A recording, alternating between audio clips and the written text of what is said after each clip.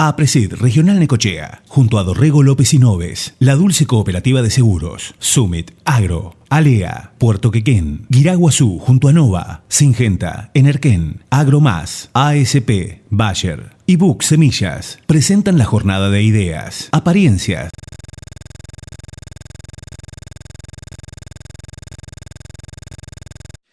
Y en este momento le doy paso a Nicolás Bronzovich, socio de la Regional APRESID Juan Manuel Fangio, líder actual del programa Aula APRESID, y va a ser el moderador del próximo panel. Nicolás.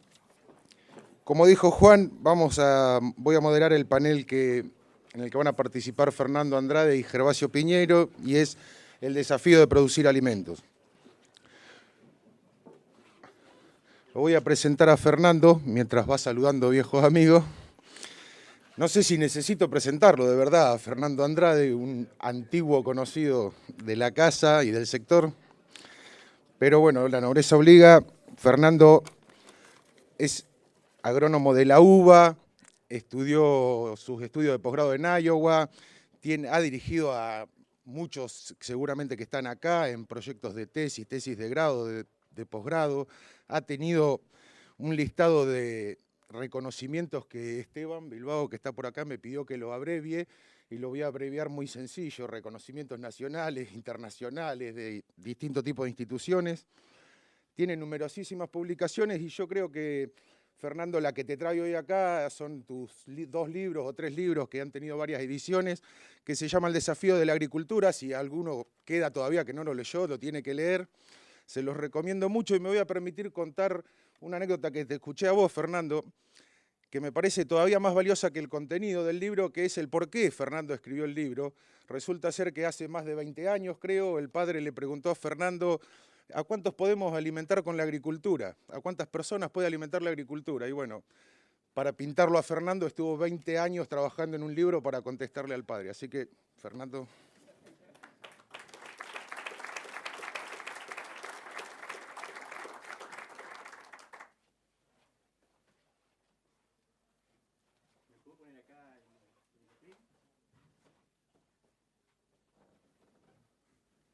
Bueno, un gusto estar acá. ¿Me escuchan bien? Y quiero agradecerles a los organizadores de este evento por el haberme invitado. Es un orgullo para mí estar acá y bueno, ver queridos amigos. Bueno, como bien decían, el tema que me trae acá es los desafíos de la agricultura. Ustedes van a ver que es una charla muy global. A los que tienen expectativas de abordar problemas más locales van a tener que esperar a la charla de Gervasio, y creo que en el panel anterior ya tuvieron bastante al respecto.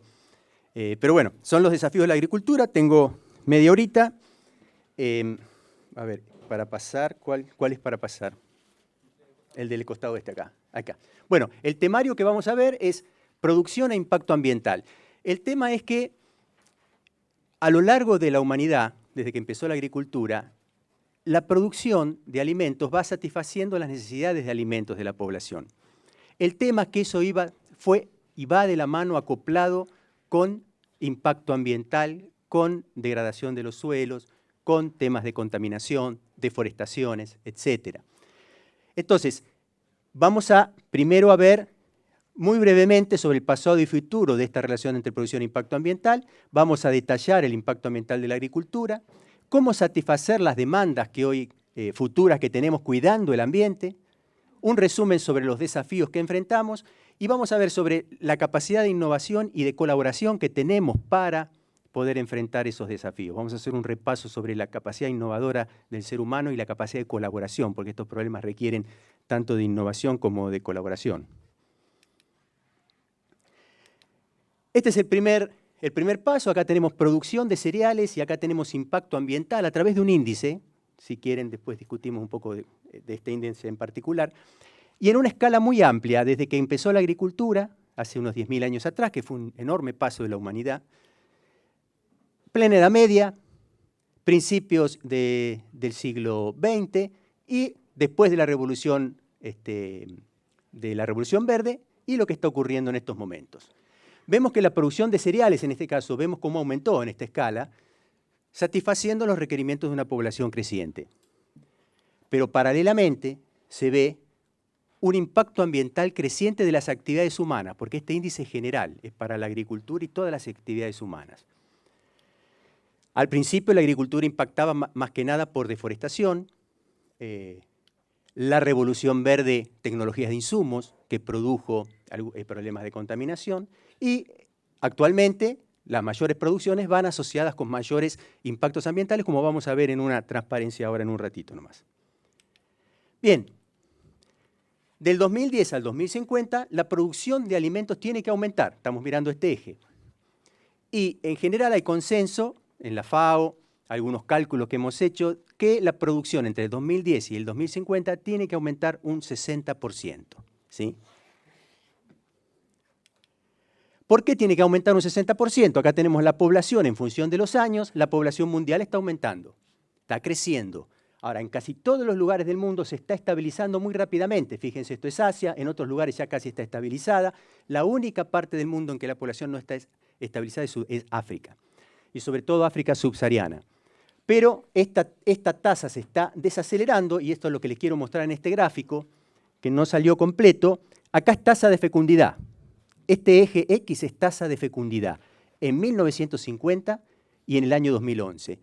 En estos momentos es cuando el Club de Roma llamó la atención sobre las enormes tasas de crecimiento y los problemas que se venían en cuanto a alimentar a la población creciente. A nivel mundial, todos estos puntos en este eje de tasa de fecundidad representan los distintos países, según este color acá, y el tamaño del círculo significa la población. Estos son China e India, ¿sí? La tasa de fecundidad promedio en 1950 era 5,5 hijos por mujer. De 1950 a la actualidad, o al 2011 en este caso, bajó de 5,5 a 2,5. Y piensen que 2 es la tasa de estabilización. O sea que fíjense el largo camino que se ha recorrido hacia una estabilización de la población, a pesar de que los países de África subsahariana, muchos países, están aún relegados en esa reducción de fecundidad, de tasa de fecundidad. Entonces, el crecimiento poblacional es uno de los factores que va a traccionar la demanda de alimentos de acá al 2050. Pero hay otro que es más importante. Esto es lo que se consume en el mundo. La parte gris son kilocalorías por habitante por día de origen animal y la parte blanca de origen vegetal. Fíjense, hay continentes que básicamente son vegetarianos y hay otros continentes en donde se come mucha más carne, dentro de los cuales Argentina tiene una dieta muy rica en carne. De la producción total de alimentos, de productos vegetales, el 62% se dedica a consumo humano directo y el 35% a alimentar animales que después son consumidos y el 3% para biocombustibles. Ahora, en la medida que aumenta el poder adquisitivo, que es lo que ven en este eje, que acá abajo tampoco sale, que esto es poder adquisitivo, ¿no? Ingresos per cápita por año, por ejemplo. Fíjense, 1880, 1950 hasta 2011. Y nuevamente, los puntos representan distintos países. El color está indicado acá. Y el tamaño de los puntos, la población de esos países. Pero fíjense en la medida que pasan las décadas, cómo los puntos se corren hacia la derecha. O sea, cómo en el mundo fue aumentando el poder adquisitivo. Nuevamente están relegados países de África subsahariana, pero fíjense cómo China, India, sudeste asiático y por supuesto Occidente fueron aumentando el poder adquisitivo a lo largo de las décadas. ¿Y esto qué significa? En la medida que aumenta el poder adquisitivo, aumenta las calorías vegetales requeridas y las proteínas vegetales requeridas. ¿Por qué? ¿Porque comemos más calorías? No, porque comemos más carne y se necesitan muchas calorías vegetales para producir la carne que consumimos. Es un proceso ineficiente en calorías. Pero claramente las relaciones estas están publicadas en la literatura, que cuanto mayor es el ingreso, mayor es el requerimiento de cultivo porque aumenta básicamente el consumo de carne. Entonces esos son los dos principales factores que traccionan la demanda de alimentos. Ahora, como un repaso rápido, el incremento de demanda, yo les dije que ronda el 60%, 70% según los cálculos. Ahora, fíjense que si todos comiéramos como come el medio oeste norteamericano, se necesitaría triplicar la producción de alimentos, o sea, un 200% de aumento. Y si todos fuéramos vegetarianos de acá al 2050, los 9.700 millones en 2050, lo que hoy producimos alcanza, ¿sí? Entonces, fíjense la importancia que tiene la futura dieta, que está traccionada por ese incremento en el poder adquisitivo, pero en función de la dieta que consumamos, el diferente desafío que tenemos de ahora en más, ¿no? Y por supuesto otro tema que hay que considerar, que no lo vamos a tratar, que es la cantidad de alimentos que se desperdician, que en términos generales rondan el 30% a nivel global. Bien, entonces volvemos a este gráfico, aumento de la producción, impacto ambiental medido con un índice determinado acá, pero el gran desafío que ahora tenemos es que tenemos que seguir produciendo este aumento. No se confundan con la escala, que hasta acá es logarítmica y bueno, acá no, pero no se confundan con la escala. Pero lo que tenemos que lograr de ahora en más es que tenemos que producir más y paralelamente desacoplar la producción del impacto ambiental. O sea, tenemos que producir más y reducir el impacto ambiental. Vamos a hacer un breve repaso de cuál es el impacto ambiental de la agricultura. ¿Por qué la agricultura es una actividad humana que tiene importancia en ese impacto global de la actividad humana? Ustedes conocen que el tema del cambio climático, el calentamiento global, emisiones de gases de efecto invernadero, todos los problemas que origina por subida del nivel del mar, por aumento de la temperatura, por zonas secas, zonas húmedas, más eventos extremos, todo eso va a comprometer la futura producción de alimentos. A nivel global, el 30% de los gases de efecto invernadero son emitidos por la agricultura o por el cambio de uso de la tierra, llámese deforestaciones. En Argentina es el 44%, la porción de gases de efecto invernadero emitidos por la agricultura. En el tema de deforestación asociado a la pérdida de biodiversidad, hoy se pierden especies a una tasa 100 veces mayor que cuando comenzó la era industrial. 100 veces mayor, ¿no? Y eso está muy asociado a la deforestación.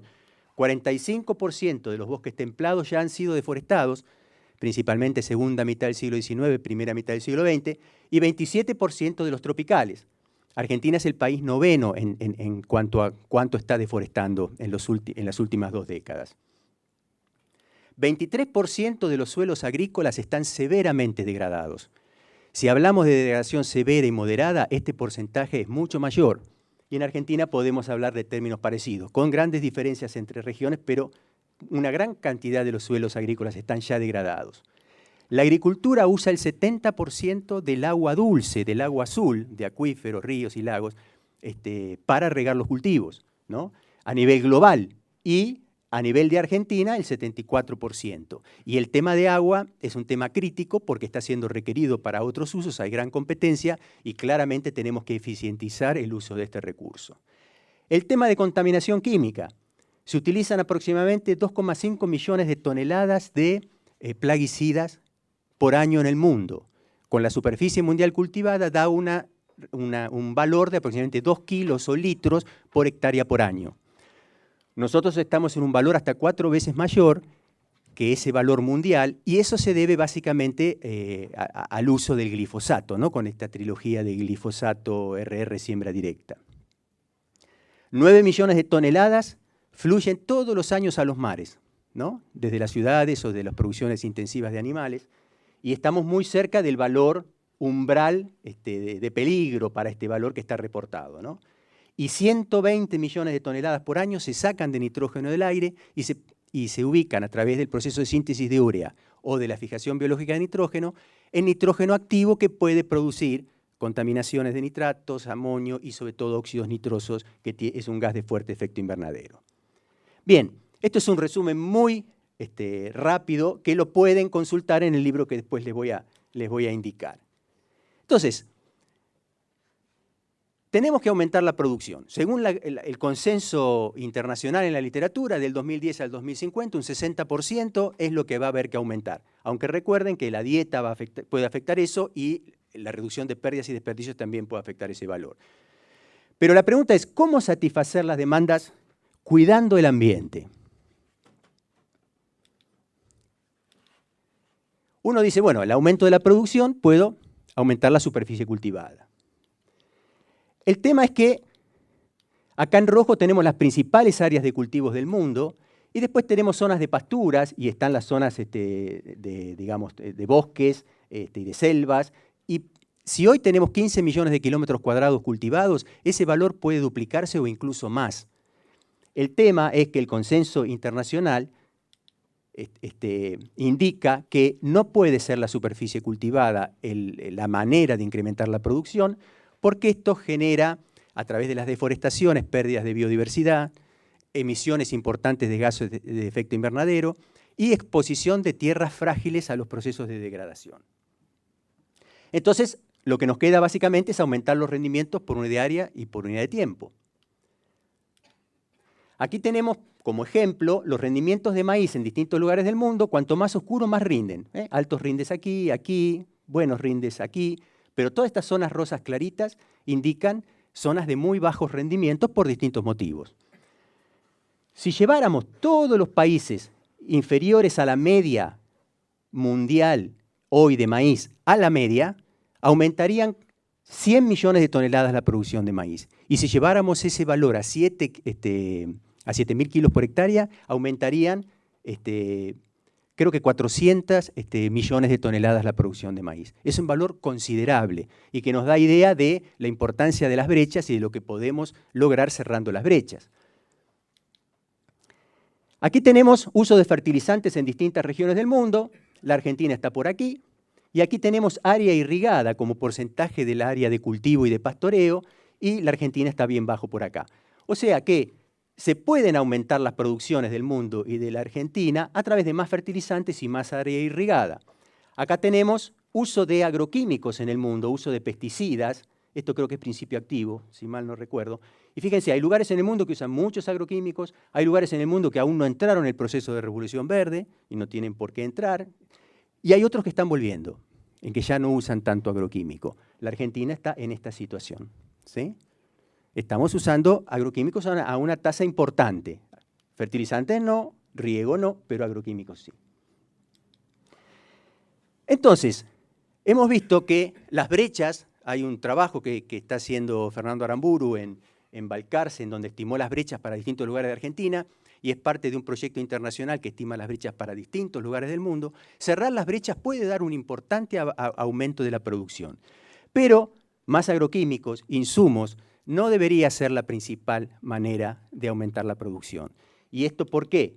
Porque algunos recursos o insumos, digamos, el agua es limitante, el fósforo empieza a ser limitante y además produce contaminación y es algo que por lo menos no tenemos que hacerlo como se planteó en la Revolución Verde.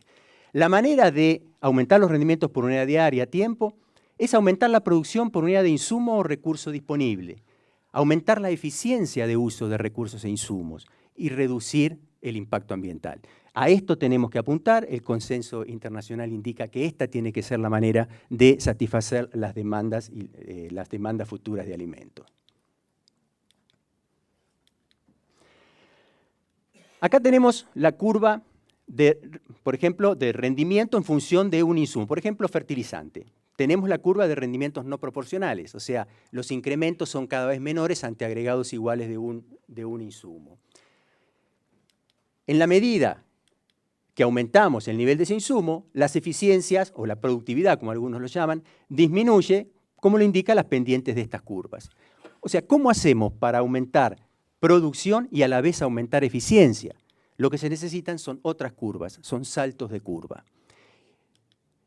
Y esto se logra con tecnologías de conocimiento, con tecnologías de procesos, en donde podemos tener más producción, más eficiencia de uso de recursos e insumos y también menor impacto ambiental, como ahora vamos a ver.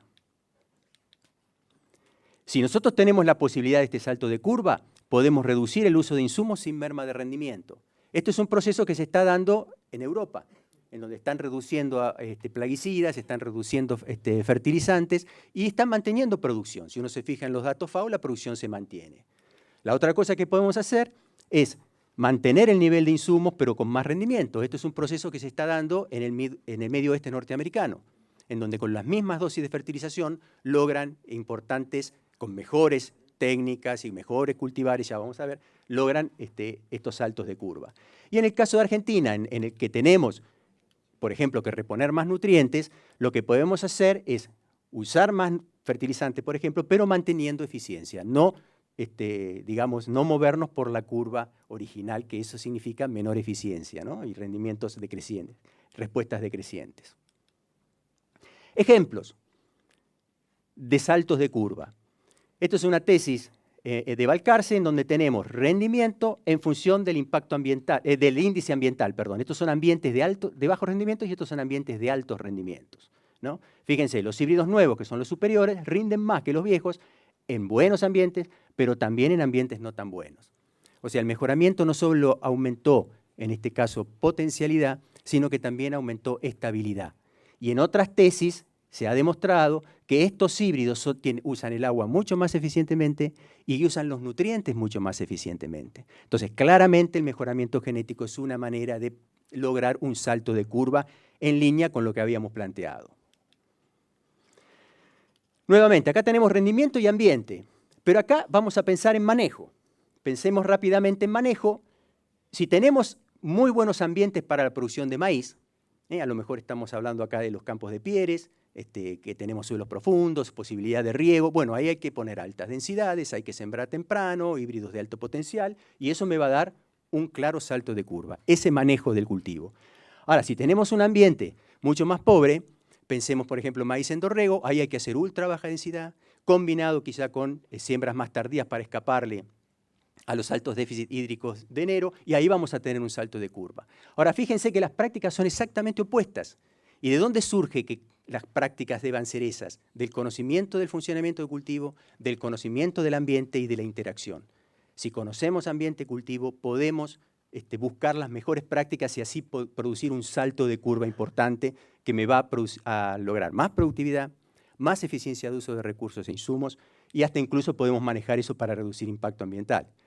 Este es el ejemplo de San Lorenzo, del campo de Zubiaurre, en donde se hace una agricultura por ambiente y se hacen manejos distintos. Acá se ven el apotreramiento siguiendo las curvas de nivel y en función del periodo libre de heladas, riesgo de heladas y profundidad de suelo, se eligen rotaciones diferentes y para cada cultivo manejos diferentes que produce un salto de producción. Nosotros hemos visto que para esta situación, el aumento de producción, de productividad fue de un 25% por aplicar estas tecnologías de procesos y un 40% en los márgenes brutos.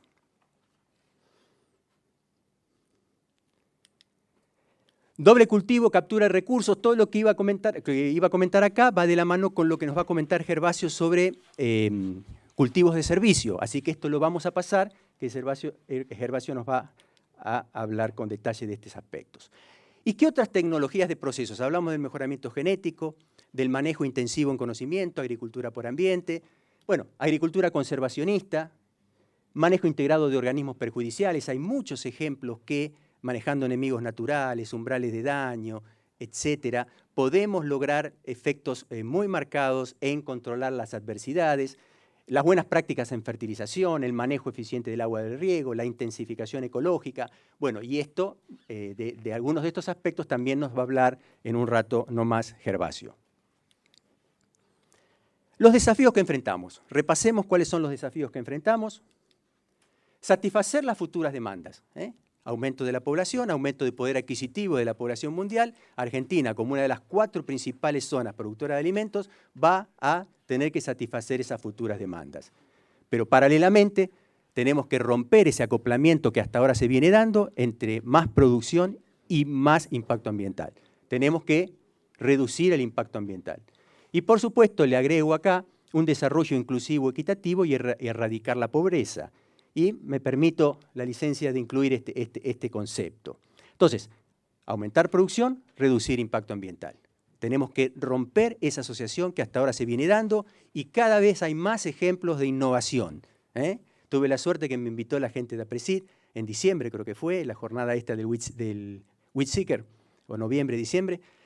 Una máquina fabulosa que ya se utiliza en el norte, en donde detecta con NDVI la maleza y aplica solo ahí. Para barbecho. Puede reducir enormemente las dosis. Pero en esa reunión, tanto el grupo de jóvenes de Córdoba como otro grupo de Bahía Blanca que estaba medio de espía, tenían la idea de avanzar en identificar la maleza y aplicarlo tipo post-emergencia, aplicándole a la maleza y no al cultivo, o en función de la maleza, pensando a futuro, ¿qué aplicar? Fabulosa la capacidad de innovación que hay en este sentido. Pero hemos construido un mundo desparejo. Este es un trabajo de Menzel en donde viajó por todo el mundo y le pedía a las familias que junten lo que consume la familia en una semana, y vemos que hay mucha pobreza, es un mundo desparejo, ¿no? El grueso de la población mundial está más que nada en este lado, son pocos los privilegiados que comen como quizá comemos nosotros, ¿no? Y Argentina tiene el 30% de pobreza. Y la otra cosa que me preocupa es que de los chicos, de los más jóvenes, es el 50% pobre. Los que hacemos una proyección, y si pensamos en qué estratos sociales hay más tasa de fecundidad, ¿qué nos espera si no cambiamos esto? Entonces, me permito, aunque es un tema distante, pero me permito hacer una reflexión sobre esto e incluirla en la discusión. Y algo que no es mi intención alarmar, pero si uno se pone a mirar con detalle lo que está pasando con el cambio climático, cuando se inunde Bangladesh, que ya se está inundando, o cuando los corales se terminen de morir, que se están muriendo por el calentamiento y por la acidificación del mar, o el avance del desierto del Sahara sobre África subsahariana, eso va a producir cientos de millones de refugiados en este siglo. 1 millón de refugiados en Siria generó un problema enorme. Estamos hablando de cientos de millones de refugiados si no actuamos adecuadamente y este cambio climático continúa, ¿no? Bien, son importantes desafíos. Aumentar producción, reducir impacto ambiental y erradicar la pobreza. Y para eso necesitamos capacidad de innovación y capacidad de colaboración. Innovación. Somos creativos. La innovación es inevitable porque somos así, es natural, es nuestra capacidad, ¿sí? Es impredecible porque de ahí viene un poco la innovación, es algo que no podemos predecir con precisión, ¿no? Es acumulativa porque una buena idea se instala, otro la toma y sobre eso se construye, actúa como un trinquete tecnológico-cultural. Y es exponencial porque los productos de nuestra innovación retroalimentan positivamente esa capacidad de innovación. Acá tenemos el desarrollo de nuestro cerebro, desde el Australopithecus hasta nosotros. Fíjense cómo el volumen cerebral aumentó. Acá lo tienen en la figurita. Está el Australopithecus y estos somos nosotros. ¿Y qué significó esto? Pensamiento abstracto, pensamiento simbólico, capacidad de comunicación, el lenguaje, y todo eso nos dio una ventaja adaptativa en un ambiente sumamente cambiante como era el Valle del Rift, donde nuestra especie evolucionó. Tener un cerebro grande, ser creativos e innovadores nos dio ventaja adaptativa. Es nuestra naturaleza. Somos así, somos innovadores. En el libro, que después les voy a pasar para que lo puedan bajar, lo que hice en este caso fue acumular los eventos de innovación sobre supervivencia y alimentación que he citado en ese escrito. O sea, este es el evento 1, el 2, el 3 en una escala temporal, y fíjense cómo se acelera, cómo es exponencial. Esto de trinquete tecnológico-cultural más lo exponencial, claramente se ve acá y se ve, por ejemplo, la capacidad de procesamiento de información se multiplica por 10 cada 5 años. O sea, en 10 años se multiplicó por 100. Es asombroso cómo el desarrollo tecnológico, ¿no? El otro aspecto es de colaboración. Y acá toco de oído totalmente, pero quiero compartirlo con ustedes porque es un tema que me apasiona y del cual quiero aprender, y una forma de aprender es compartirlo, así que permítanme comentarlos. ¿Somos egoístas? ¿Somos colaborativos? Bueno, Rousseau, ¿qué decía? En su libro, Emilio creo que era, nacemos buenos, la sociedad nos corrompe. El gen egoísta de Dawkins, somos egoístas, selección natural, competencia. La supervivencia del más apto, los conceptos de Spencer que de alguna manera algunos utilizan para justificar los excesos del capitalismo, ¿no? Cooperamos por beneficio.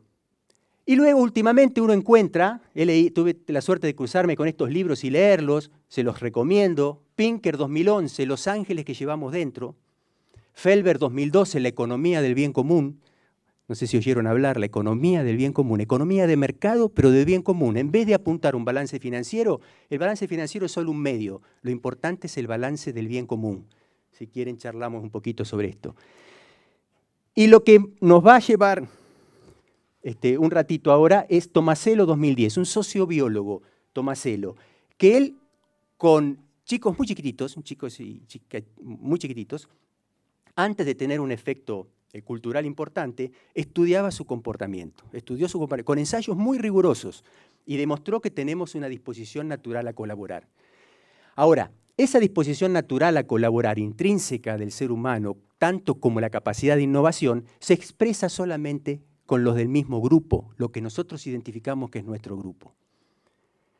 Y hemos cometido las peores atrocidades en la humanidad contra los que identificamos que es el otro grupo. Y muchos gobernantes no muy escrupulosos señalan un enemigo común para unir la tropa. Ahora, somos un gran grupo.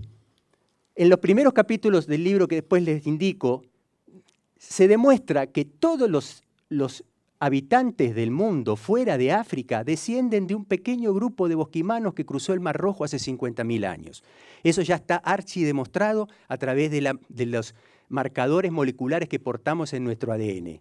O sea, a través de las mutaciones se pudo construir en el espacio y el tiempo cómo nos fuimos distribuyendo por el mundo, ¿no? Y que más o menos sigue este mapa. Hace 15.000 años cruzaron desde acá, cruzaron América, ¿sí? No se puede hablar ni siquiera de razas.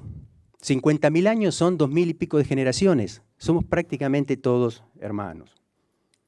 Y la otra cosa que nos hace como un gran grupo es que habitamos un único planeta, estamos en el mismo barco y lo que cada uno haga afecta a todos los demás. Y pensemos en el cambio climático, pensemos en la contaminación, degradación, algunos con efectos más generales, otros con efectos más locales, pero claramente estamos en el mismo barco.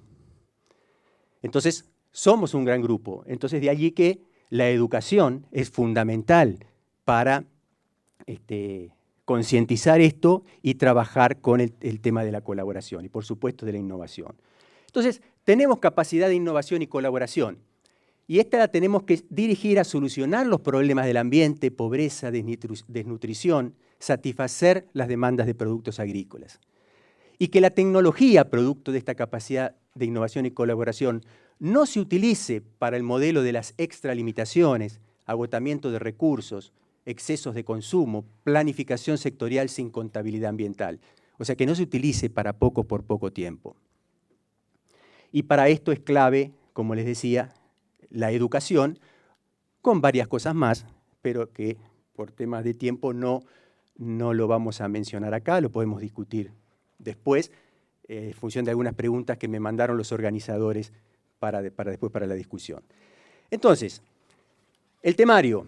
Hablamos de producción e impacto ambiental, hicimos un pequeño análisis de lo que pasó hasta ahora, en donde venía la producción e impacto ambiental acoplados, y que nuestro gran desafío es romper esa asociación. Tenemos que satisfacer demandas crecientes, pero tenemos que reducir el impacto ambiental, tenemos que cuidar nuestros recursos. Tenemos que tener cuidado de las extralimitaciones que estamos haciendo en el uso de los recursos. Hicimos un resumen sobre el impacto ambiental de la agricultura en distintos aspectos. Hablamos de cómo satisfacer las demandas, cuidado del ambiente. No podemos aumentar la superficie, no podemos basarnos en tecnología de insumos como hizo la Revolución Verde, que solucionó un problema, pero ahora no podemos utilizar esos mismos. Lo que tenemos que hacer es poner todo nuestro ingenio, toda nuestra innovación para aumentar la eficiencia de uso de los recursos e insumos, aumentar producción y reducir impacto ambiental. Hicimos un resumen de los desafíos que enfrentamos y vimos cómo la capacidad de innovación y colaboración, que son inherentes de nuestra especie, es lo que nos da la posibilidad de encontrar las soluciones. Lo que no quiere decir que lo vayamos a hacer, sino que tenemos la capacidad. Estos son los dos libritos que les decía, este es más pequeño, este ya es uno un poco más amplio, que lo pueden bajar de esta dirección, es de distribución gratuita, y mucho les agradecería que lo lean, y si tienen un comentario, una idea, que me la hagan llegar. Les agradezco mucho la atención y estoy a disposición de ustedes.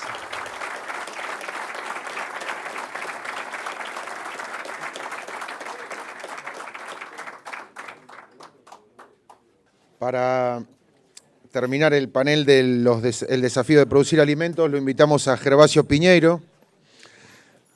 Gervasio, estoy seguro, no les es tan familiar como Fernando. Tiene la desventaja de la juventud. Gervasio. Desventaja es... no tengo dudas que a los que no lo conocen, cuando lo conozcan, le van a pasar como por ejemplo a Peco y a mí, a muchos de los que lo conocimos hace poco, van a querer vincularse mucho más con Gervasio y con gente que trabaja en el área de interés de Gervasio, que tiene que ver con la ecología. Gervasio es agrónomo uruguayo, docente de la UBA, doctorado en la UBA, docente de ecología, investigador del CONICET también. El área de interés de Gervasio específica es la biogeoquímica. Le voy a dejar que les muestre lo que es él, pero tiene que ver con nuestra influencia, la influencia de la actividad humana en lo que hace a la capacidad de prestación de servicios de los ecosistemas. Así que los dejo con Gervasio y su disertación.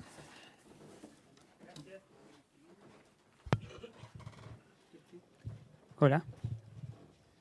Bueno, muchas gracias por la invitación. Ya no soy tan joven, me parece, pero agradezco los halagos igual y la invitación. Es un placer para mí estar acá. Creo que está pasando un poco esto de que salir un poco de los laboratorios y de los papers que estudiamos. Nosotros trabajamos para ustedes, así que está bueno salir y comunicar lo que leemos, que el objetivo final es que ustedes lo usen si les sirve y bueno, para eso es un poco lo que trabajamos.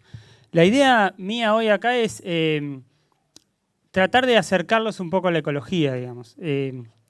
Muchos de ustedes cuando se les dice ecología se erizan, paran las defensas y se preparan al ataque. Mi idea es convencerlos de que eso no debería ser así, sino que la ecología debería ser un aliado de la producción. Y bueno, si logro eso, voy a estar bastante contento. La idea de la charla ahora es hablarles muy poquitito de algunas cosas de teoría ecológica que no los quiero asustar con eso, pero me parece que está bueno tenerlas un poco claras.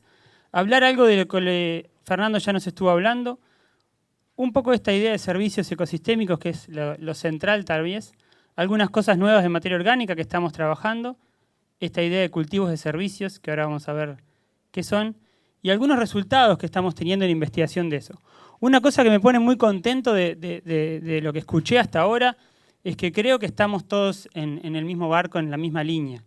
Simplemente, capaz que lo que yo puedo aportar en eso es algunas reglas básicas de los ecosistemas que ustedes está bueno que las tengan presentes a la hora de tomar decisiones.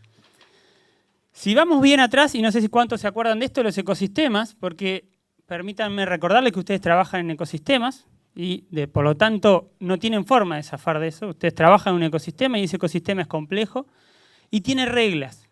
Los ecosistemas tienen reglas, algunas reglas muy, muy estrictas, como las de la física, que si uno tira una pelotita para abajo, va a ir para abajo. Es muy difícil que vaya para arriba. Los ecosistemas les pasa lo mismo. Hay reglas muy fuertes que a veces nos las olvidamos y que pueden estar rigiendo esas decisiones que ustedes toman. Por ejemplo, una regla muy fuerte de la ecología, que hoy se habló mucho, es la relación entre diversidad y estabilidad. Los sistemas más diversos en general son más estables. Es muy difícil que ustedes hagan un sistema simple que sea estable. Es muy difícil. Diría que estarían violando una de las principales reglas de la ecología. Podrían irse a la hidroponía y tratar de hacerlo, pero ahí podemos discutir si eso es realmente un ecosistema. En los ecosistemas que ustedes manejan, en general, y como regla general, cuanto más diversos sean, por ejemplo, van a ser más estables en el tiempo, en términos generalmente de productividad. Entonces, los ecosistemas, carbono, nitrógeno, fósforo, la tabla periódica, es importante recordarlo. ¿Por qué? Porque están hechos de materia y hay otra ley muy importante ahí. Nada se destruye, ¿no? Nada se crea, todo se transforma. Si ustedes se llevan nitrógeno en un ecosistema, no hay forma de que ese ecosistema tenga nitrógeno de nuevo sin que ustedes lo pongan de nuevo o de alguna manera entre. No hay forma de que eso pase. Y a veces nos olvidamos un poco de eso. Si estamos cosechando 3.500 kilos de soja, estamos llevándonos la tabla periódica de un montón de elementos. Los sacamos del sistema, del ecosistema. Tienen que entrar de alguna manera. Si no, ese ecosistema se queda sin eso y se desarma. Algo tan sencillo como eso, pero ténganlo presente un poco en las cosas que hablamos. La energía, por el contrario, no cicla en los sistemas, sino que fluye. ¿Se ¿Se acuerdan de eso? La energía no tiene que ciclar, fluye, viene del sol, entra en los ecosistemas, hace trabajo, cosas que queremos, y se termina disipando como calor.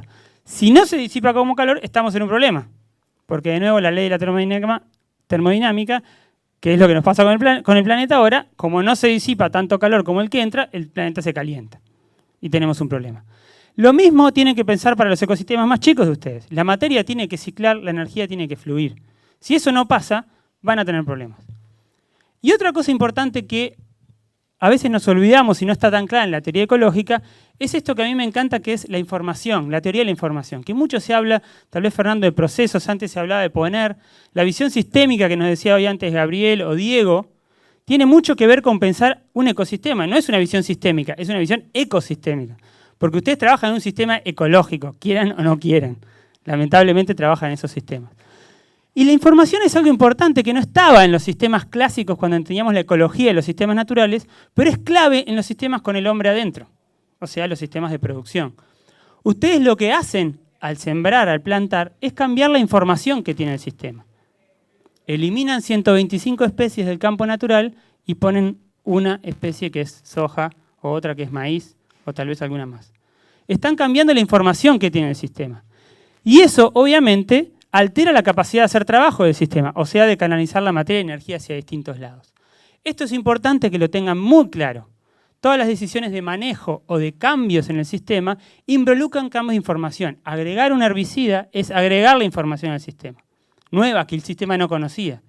Y eso produce cosas buenas, pero también podría producir cosas malas.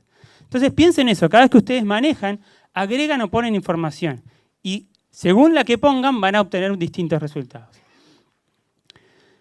Bueno, eso como básico para los ecosistemas. Ustedes saben que cada vez más, ya lo dijo Fernando, ustedes van a tener la presión de producir cada vez más, pero conservar el ambiente. Eso se lo pueden decir de distintos colores, pero ya es así. Les va a pasar cuando vendan sus productos, les va a pasar cuando les lleguen leyes nuevas. Ya está pasando. Creo que eso está claro. La cuestión es cómo lo podemos hacer. Y acá vienen algunas cosas básicas. Ustedes tienen que pensar que no son productores solo de soja o de maíz. Ustedes producen muchísimas cosas más. Por ejemplo, producen materia orgánica si quieren.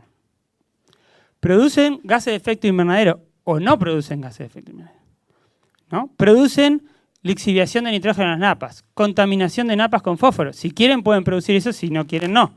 Pero están produciendo eso al mismo tiempo que producen soja. O sea, producen muchas más cosas que solo las cosas que cosechen. Producen muchas más cosas. Lo que pasa es que muchas veces esas cosas nadie se las paga o nadie se las compra. Pero de a poquito está pasando que la gente empieza a decir, no, che, esto también es importante que lo hagas al mismo tiempo. Y ahí es donde aparece este concepto de servicios ecosistémicos, que es un concepto clave en ecología que está teniendo cada vez más auge y que me parece que es ideal o clave en los sistemas de producción. Ustedes no tienen que pensar solo en cosechar vacas o cosechar alguna cosa o un servicio que da ese ecosistema, sino que el ecosistema está dando muchos otros servicios. De alguna manera ustedes deberían estar pensando en multiplicidad de cosas que producen al mismo tiempo cuando diseñan su sistema. Y puede ser, qué sé yo, servicios culturales como llamamos, ¿no? Simplemente de recreación, servicios de polinización, la limpieza de las napas, el ciclo del nitrógeno. Hay un montón de cosas que ustedes deberían estar pensando cuando producen, que es lo que se llama servicios del ecosistema. La producción de grano de soja es un servicio del ecosistema. Se llama un servicio de provisión. El maíz lo mismo, la carne lo mismo. Esos son servicios. Pero el ciclo del agua es otro servicio, que llamamos un servicio de regulación. Mantener el ciclo del agua de cierta manera es una cosa que ustedes también están produciendo, más o menos consciente. Entonces, una cosa que pasó, que creo que ya lo dijo Fernando bastante, es que la Revolución Verde produjo más alimentos, pero produjo un deterioro del sistema. Sin embargo, ese deterioro nosotros lo asociamos a una pérdida de provisión de servicios ecosistémicos. Esas cosas que nos daba el ecosistema ahora son distintas, algunas cambiaron. En general se deterioran. Y ese deterioro ocurre a distintas escalas. Por ejemplo, a escala local hay un deterioro de la cantidad de nitrógeno en la materia orgánica. Ustedes tienen menos materia orgánica probablemente que hace 20, 30, 100 años en el suelo. El servicio de regulación de provisión de nitrógeno no está funcionando más en muchos lugares. El ecosistema lo perdió o provee mucho menos de lo que proveía antes. Ese es un servicio local que ustedes o sus abuelos, cuando producían, tal vez no lo pensaron y lo perdieron, porque estaban pensando probablemente en producir solo soja. Ahora, si pensamos en producir, pero regular la disponibilidad de nitrógeno, entonces es otro servicio que ustedes pueden valorar en la cuenta. Pero hay servicios a escala regional, por ejemplo, nitratos o fósforo en agua, que es un servicio ecosistémico que ocurre no a escala local, sino regional. Y ahí es el intendente de Necochea o de algún pueblo que les dice, che, ¿qué pasa con las napas? ¿No? O en algún arroyo o en algún río.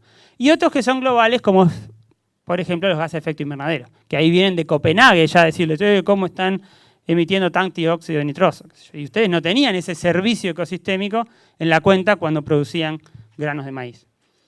Una de las cosas que pasa es que este deterioro sabemos que disminuye los servicios ecosistémicos, locales, regionales y globales. Los locales son los que los impactan a ustedes directamente en la producción. ¿Qué ha pasado? Y ustedes, si miran esto, los servicios ecosistémicos se han ido deteriorando a medida que aumenta el deterioro agrícola, los servicios bajan. Pero ¿qué pasa? Ustedes, lo que nosotros llamamos, reemplazan eso con insumos. O con lo que nosotros llamamos subsidios de energía. O sea, no tenemos nitrógeno en el suelo, fertilizamos. Le ponemos más plata arriba, ¿sí? Le ponemos plata, insumos para revertir ese servicio que perdimos. ¿Sí? Y eso fue lo que pasó en la Revolución Verde. Ustedes empezaban a perder servicios ecosistémicos, como iban a dejar de producir, se les compactaba el suelo, pasaban el subsolador, o el paraplow o paratil, como le digan. Perdían nitrógeno, fertilizaban. Perdían enemigos naturales, más insecticidas, más herbicidas.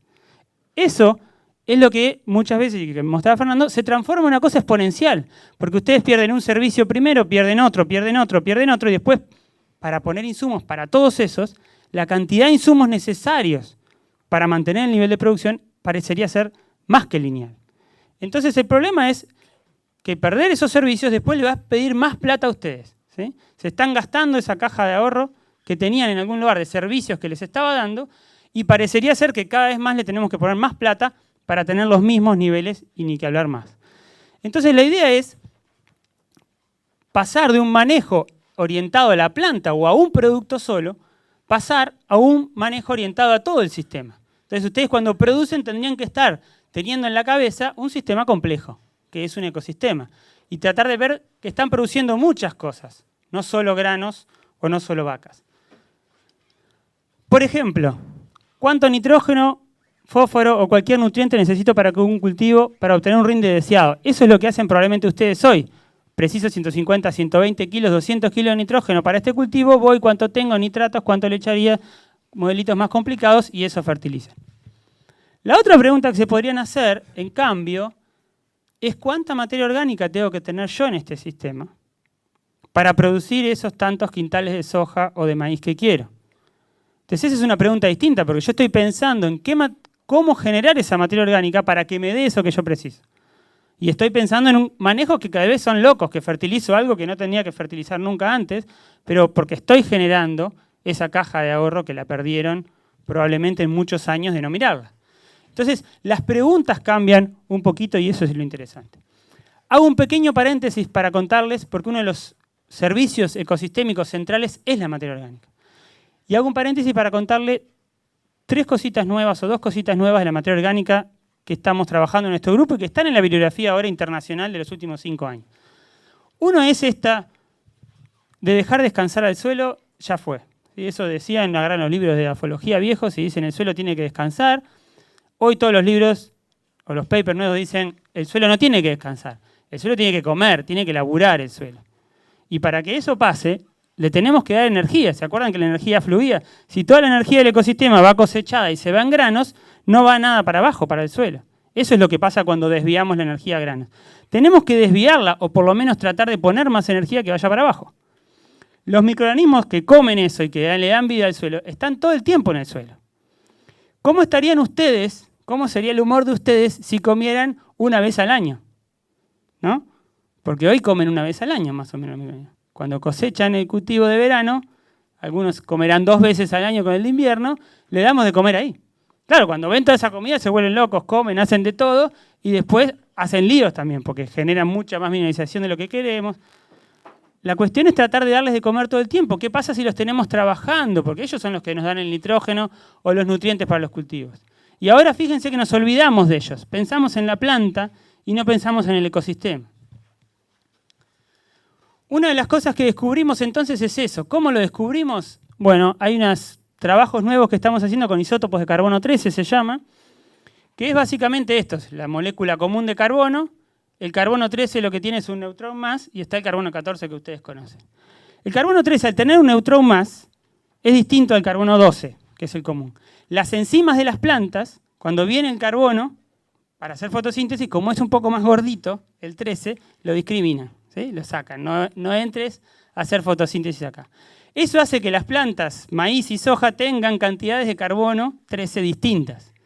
Hay unos trabajos muy interesantes que muestran cómo, si yo le saco un pelo a ustedes, o a una vaca, por ejemplo, y lo analizo y veo el contenido de carbono 13, 12 que tiene, puedo saber si está comiendo maíz o soja, que son dos especies C3 y C4, ¿se acuerdan? Que tienen distintos mecanismos fotosintéticos y por lo tanto tienen distintos contenidos de carbono 13. Lo hicieron para gente de Estados Unidos y se dieron cuenta si estaban comiendo hamburguesas de McDonald's que venían de vacas que comían soja o que comían maíz, por ejemplo. Uno puede con un datito, o se usa en forense, por ejemplo, para saber dónde estuvo esa persona comiendo. Si estuvo en México comiendo tortillas, va a tener una señal distinta a alguien que estuvo en Francia comiendo pan de trigo. Eso, que parece tan sencillo, lo usamos para ver qué está comiendo el suelo. Y entonces nos damos cuenta, con eso podemos darnos cuenta, el suelo qué le gusta comer o qué está comiendo, ¿sí? Y generamos unos modelitos complicados que no les voy a, por una cuestión de tiempo, detallar ahora, pero los mensajes más interesantes que salen, que esto sí les va a gustar, dándole de comer raíces y parte aérea marcada con carbono 13, 12 distinta al suelo, aparecen estos números. De lo que nosotros le damos de raíces, si nosotros le damos 1 gramo de raíz al suelo a comer, en la materia orgánica del suelo queda el 70% de ese carbono. Pero si le damos rastrojos aéreos, en la materia orgánica del suelo solo queda el 3% de ese carbono. O sea que si ustedes quieren mantener la materia orgánica del suelo, no le den de comer rastrojos, denle de comer raíces. Por lo menos se va a humificar muchísimo más. Es una diferencia brutal lo que ven ahí. Y eso está bastante probado y hay muchos trabajos ahora del mundo que muestran eso. Entonces, al suelo no hay que dejarlo descansar, hay que darle de comer. Importa mucho la cantidad de materia orgánica que le damos y sobre todo qué proporción de raíces le da de comer. Está en duda ahora incluso que una de las grandes causas de las pérdidas de materia orgánica de los suelos ha sido porque los cultivos tienen menos raíces que los sistemas naturales. Entonces, lo que perdimos materia orgánica no era tanto por el arado y todo eso, que también influye, por supuesto, pero era también porque le estamos poniendo menos raíces a esos suelos. Y eso es algo interesante para esta idea de los cultivos de servicios. Lo que está atrás, y ahí cierro con materia orgánica con esas dos ideas, ¿sí? Hay que darle de comer y ahí le gustan las raíces. ¿Cómo podemos hacer, volviendo a la idea de los sistemas, de los ecosistemas, para suplir ese deterioro, ¿sí? Pero no agregándole más subsidios de energía, porque eso es plata para ustedes. Y es energía que le metemos al sistema subsidiándola y es deterioro asociado a eso. Entonces la idea es canalizar la energía del sol, que durante mucho tiempo ustedes no la están usando, básicamente casi todo el invierno, en muchos lugares, para que provea esos servicios. Si ustedes miran este gráfico de acá, este es el índice verde, que capaz que conocen, que es una idea de la área foliar que tienen, y esto es a lo largo del año. Estos dos que están en azul y verde, ¿sí? Son pasturas y campo natural. Ven que se intercepta energía durante casi todo el año. Esto, en cambio, que viene acá, es un cultivo de verano. Durante todo este tiempo acá, ven que no está interceptando nada. Toda esta energía llega al suelo y se va, se disipa, se pierde. Y es energía que ustedes podrían usar para ahorrarse plata, básicamente. Esto, en cambio, es un doble cultivo. De nuevo alguien podría decir, epa, pero acá tenemos un agujerito interesante, o acá. Para parecernos a esto. Una cuestión interesante es que los ecosistemas naturales tuvieron años, miles de años de evolución y se adaptaron, se evolucionaron las especies para capturar toda la máxima energía posible. Y fíjense que nosotros venimos y ponemos este gris acá para capturar energía solo en un momento. ¿Por qué hacemos eso? ¿Porque somos tontos? No, porque ese cultivo que ponemos, que es en ese momento, canaliza mucha energía a granos, que es lo que nosotros llevamos. Pero hay mucha energía desperdiciada el resto del año, en el resto del sistema.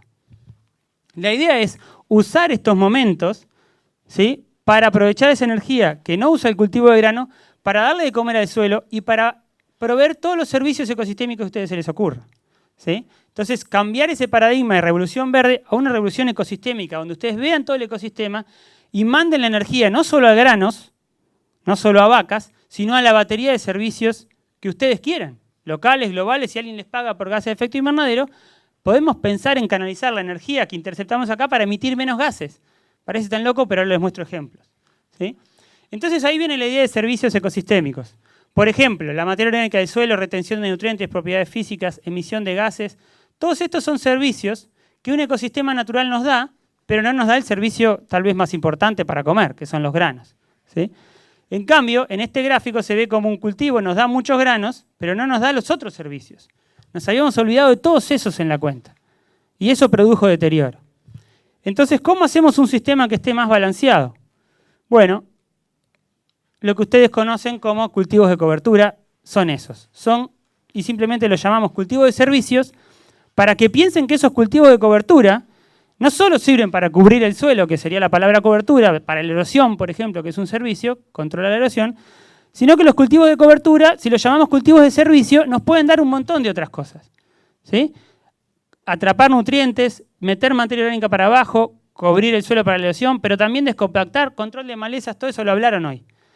Todos esos son servicios ecosistémicos. El control de malezas es un servicio. Los enemigos naturales son servicios que nos da el ecosistema naturalmente. Si nosotros no los cuidamos, los perdemos. Si los perdemos, lo tenemos que pagar después. Entonces, ¿qué cultivos podemos plantar para que nos den estos servicios?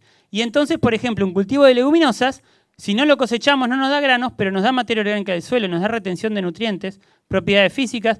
Los gases de efecto invernadero no nos va a cuidar porque probablemente emita mucho nitroso, ¿sí? Y así los nabos forrajeros, por ejemplo, van a ayudar a mejorar mucho las propiedades físicas o la materia orgánica, los distintos servicios. Cada cultivo que ustedes elijan plantar, cultivo de cobertura si quieren llamarlo, cada cultivo de estos les va a estar dando servicios distintos. Entonces la idea no es bolear la primera semilla que tengo en el galpón, sino pensar cuál es el servicio que es el problema en el lote a lote, como decían recién. En este lote, ¿cuál es mi problema? ¿Qué quiero hacer? ¿Problemas de malezas? ¿Problemas de compactación? ¿Quiero bajar la napa? ¿Quiero subir la napa? ¿Tengo problemas de temperatura a la siembra? ¿Tengo problemas de erosión? Entonces elijo el cultivo que me va a ahorrar plata después, este cultivo que me da un servicio determinado. Y esto tiene un fundamento teórico ecológico muy fuerte. Y eso por lo menos es lo que a mí me gusta. ¿Dónde entrarían estos cultivos de servicio? Bueno, esto es un mapa, toda la zona roja es donde se hace casi un cultivo al año, ustedes ya lo conocen.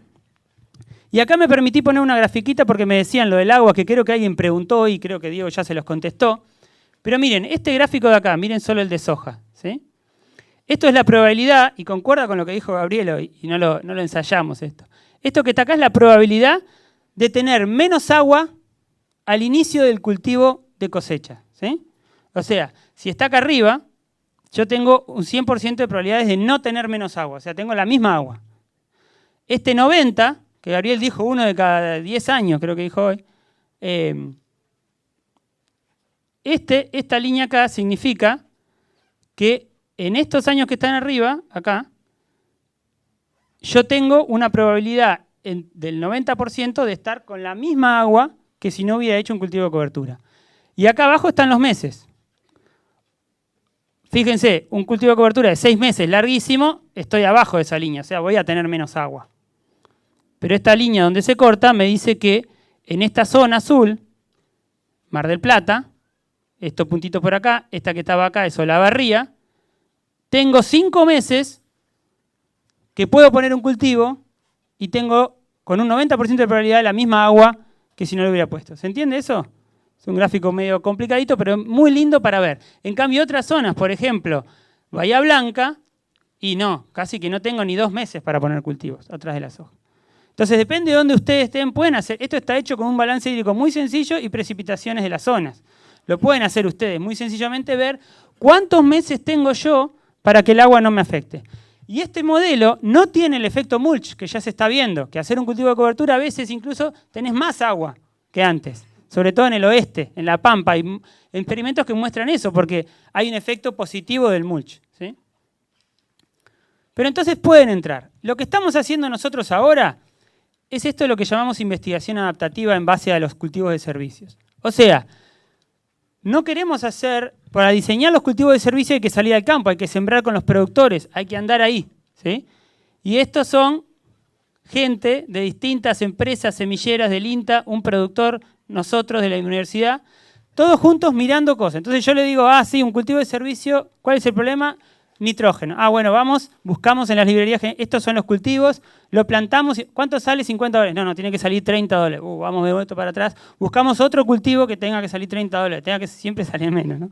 Pero bueno, eso lo buscamos, lo conseguimos. No, pero tiene que ser tolerante a heladas en el sur. Otra vez, busca un cultivo.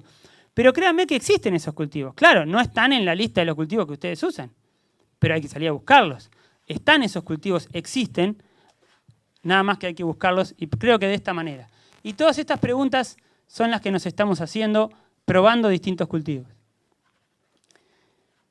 Con eso nosotros tenemos especies para armar este sistema de una manera distinta en función de los servicios que queremos maximizar, digamos, ¿sí? Y es como diciendo, bueno, nosotros trabajamos con 2 legos de colores, ¿no? Maíz, soja, girasol con suerte, y eso es lo que armamos el ecosistema así. Lo que necesitamos es una paleta de colores, precisamos muchos cultivos distintos. Y precisamos caracterizar esos cultivos en términos de los servicios que nos dan, no solo los de cosecha, sino los otros. ¿Cuál es el mejor cultivo para fijar nitrógeno? ¿Cuál es el mejor cultivo para descompactar? ¿Hay algún cultivo que me haga las 2 cosas? Esas son las preguntas que estamos investigando ahora en asociación con esas empresas que les digo para tratar de armar esto, ¿sí? 3 casos muy sencillos y resultados, ¿no? Porque basta de cháchara, vamos a ver números. ¿Cuánto nitrógeno me puede aportar un cultivo de servicio de leguminosa? Eso es lo que ustedes quieren, eso es lo que he mostrado hoy. ¿Cuánta plata me ahorro? Que Diego decía hoy cuando yo planto una leguminosa. ¿Existe variabilidad? ¿Son todas las mismas especies lo mismo? Bueno, este es un ensayo. Acá trabajamos también con nitrógeno 15, no con carbono 13, sino con nitrógeno 15. Otro isótopo que nos permite discriminar en una planta, vamos a uno que conozcan ustedes, trébol rojo. En una planta de trébol rojo, ¿sí? ¿Cuánto nitrógeno el trébol rojo tomó del aire? Esto que está en blanco, nitrógeno fijado en la atmósfera, tomó casi 150 kilos. ¿Y cuánto azul fue lo que tomó de ese mismo suelo, que se le podría haber perdido si no hubieran sembrado nada? O tal vez no.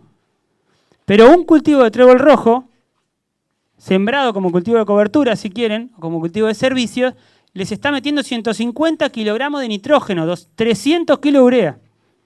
Esos son los números que ustedes quieren para probablemente decidirse a hacer estas cosas. Pero ven que no es lo mismo. Esta vicia le fue muy mal.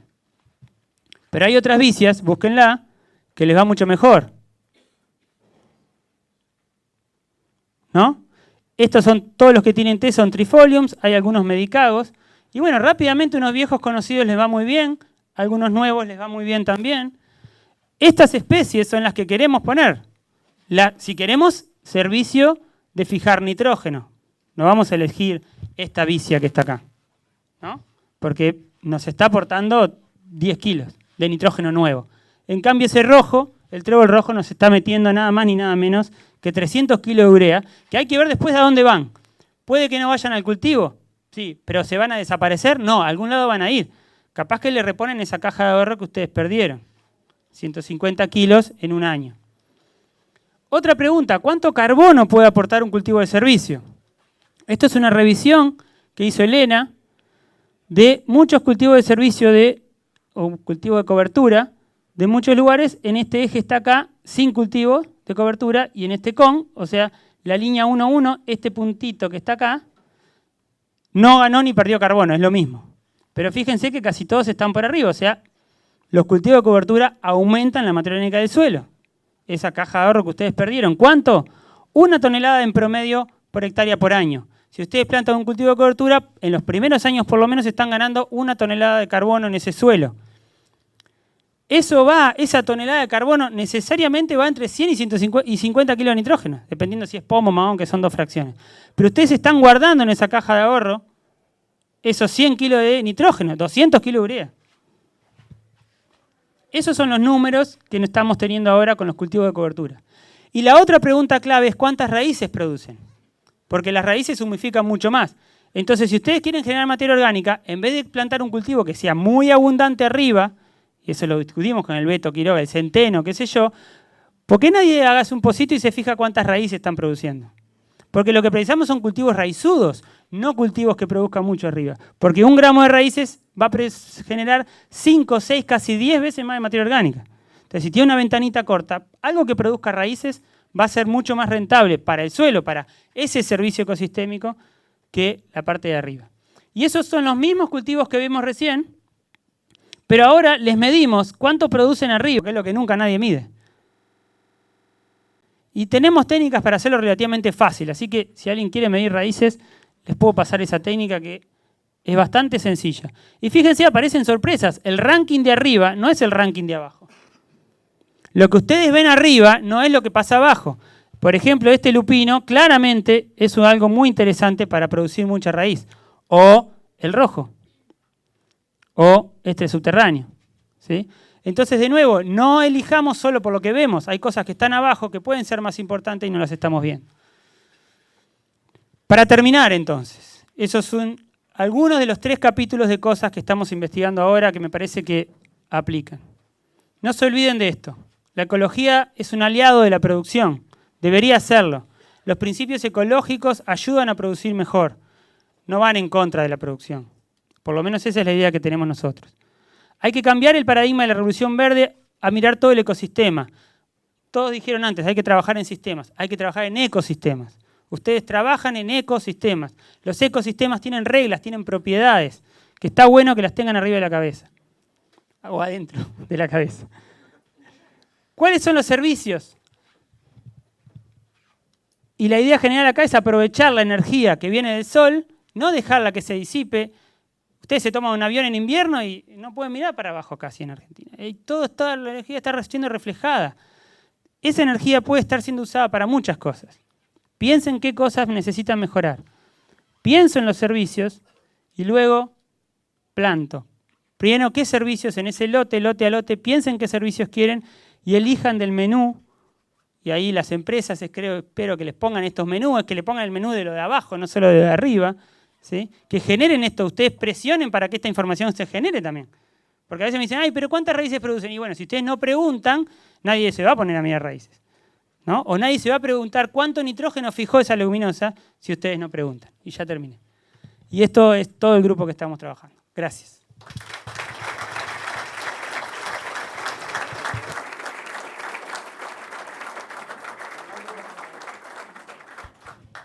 Bueno, tenemos 20 minutos para debate. Fernando, te invito a acercarte. Me voy a cobrar la moderación a la Regional Necochea haciéndoles la primera pregunta, si me permiten.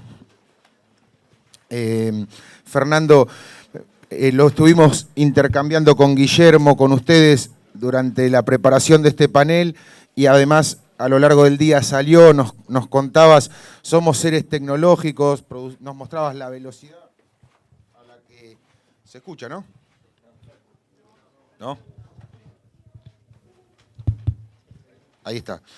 La velocidad a la que venimos produciendo innovaciones y sin duda una innovación es la tecnología de las comunicaciones, la velocidad, cómo hemos mejorado en transmitir la información. Hoy Ramón Gijón nos contaba con el WhatsApp y un grupo de WhatsApp cómo mejorás y podés trabajar más lote a lote y conocer más, aprovechar toda esa velocidad en la comunicación, pero también Gastón después nos contaba que la comunicación ha favorecido la comunicación de grupos en contra de la ciencia, que se oponen, que traban, y entonces me gustaría escuchar de dos personas tan importantes de la investigación como ustedes, ¿qué rol le ven o qué rol creen que está jugando esa aceleración de la comunicación y hasta qué punto nos tenemos que preocupar todos como sector en relación a qué puede producir esto de la posverdad, la aceleración de la comunicación en los dos sentidos, en el bueno y en el no tan bueno, o en el que quizás carezca de rigor científico?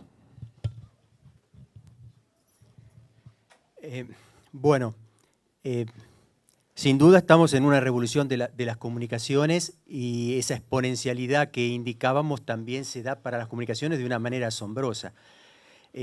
Mi visión es que, vieron que les comenté que tenemos la posibilidad de colaborar y eso es intrínseco a nuestra especie.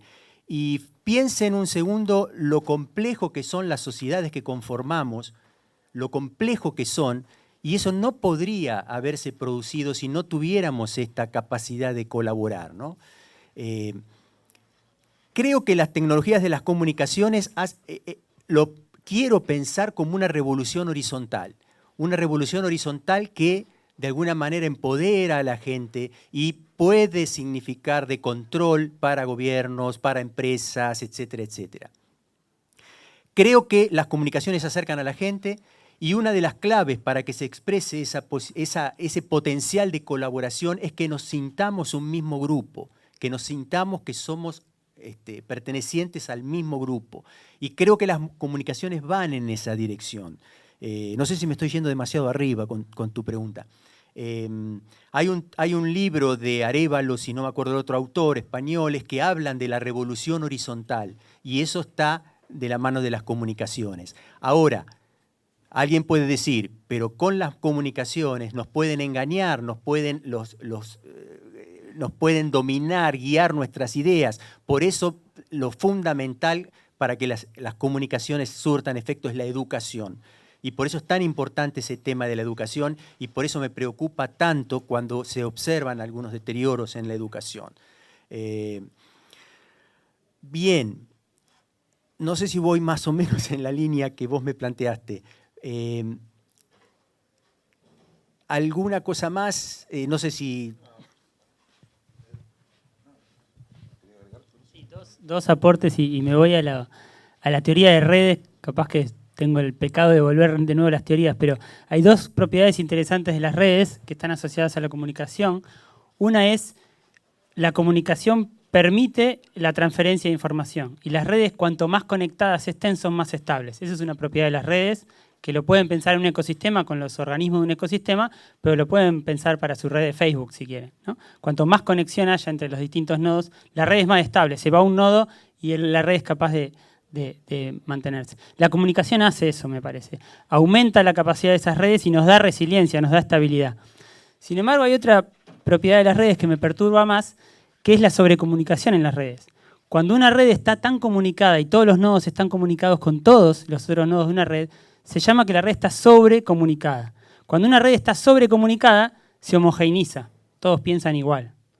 Entonces, si las redes de ustedes de comunicación están sobrecomunicadas solo entre ustedes mismos, terminan pensando lo mismo. Y eso hace que la red se vuelva inestable de nuevo, porque es vulnerable, porque es más homogénea, ¿no? Entonces tiene como esa doble arma la comunicación que es interesante de verla. Muy buena. La educación lo neutralizaría. Bien. El otro comentario es que muchas veces, y en relación con lo que dice Gervasio, estamos bombardeados de información, ¿no? Y se habla de Big Data, pero con ese ejemplo de la agricultura por ambiente, con muy poco conocimiento profundo de cómo funcionan los cultivos y cómo funciona el ambiente, que se pueda producir un plus de creo que era 30% en producción, eso lo hemos escrito en un trabajo que está por publicarse, es asombroso. Porque no es la Big Data, no son las grandes máquinas con las grandes tecnologías, es conocimiento aplicado, ¿no? Intensivo en conocimiento, y eso produce un plus enorme. Y a veces vemos, por supuesto que también hay que valorar esta cantidad de información, pero muchas veces el good es lo que hay que también considerar. Yo me doy por satisfecho, redondeo mi inquietud con educación. Y tampoco me gustó mucho lo de Gervasio de no sobrecomunicar para que quede un pensamiento único. ¿Gabriel? Sí, ¿se escucha? Sí. Con respecto a un tema interesante, apasionante, es la agricultura, decimos, contribuye en los valores que dio Fernando con los gases de efecto invernadero a un determinado porcentaje. Entonces, cuando uno empieza a desarrollar estos modelos en la base de la población, con los productores, el grado de respuesta que ha tenido después de 15 años, quizás haya fallas en la comunicación, pero ha sido de un 10% de la superficie. Y hay discusión en muchos de estos sistemas, ¿quién es el que va a aportar? ¿Quién es el que va a poner el dinero? Los 80, 100 dólares, ¿no? Al sistema.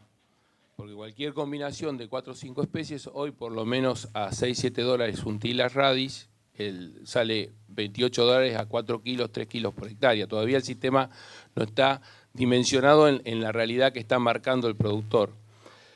Cuando hemos ido hacia la parte política, por ejemplo en la zona norte hicimos 2 reuniones, donde solamente Alberto Quiroga estuvo con los intendentes y les transmitió la idea de potenciar los cultivos de cobertura en toda la zona norte, terminó en una reticencia y una no respuesta.